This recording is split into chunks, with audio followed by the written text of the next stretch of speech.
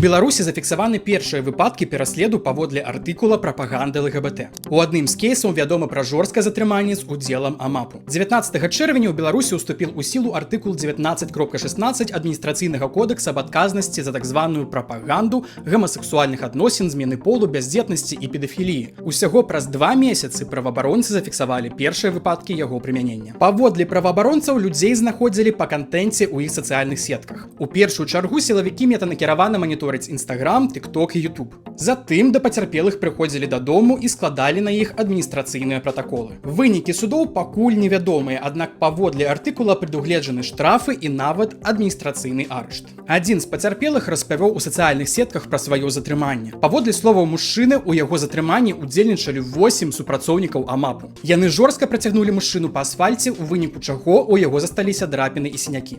Прычынай затрымання стала публікацыя ў сацыяльных сетках, якую сілавікі палічылі прапагандай гомасексуальных адносін. Пакуль дакладна невядома, колькі людзей ужо сутыкнуліся з пераследам паводле новага артыкула. Але відавочна адно. Беларускія ўлады пачалі актыўна маніторыць сацыяльныя сеткі квір-людзей і выкарыстоўваць новы закон для запалохвання і ціску на ЛГБТК+ супольнасць. Арганізацыя іншая асуджае дыскрымінацыю і гвалт у дачыненні да квір-людзей і выступае за захоўванне правоў чалавека.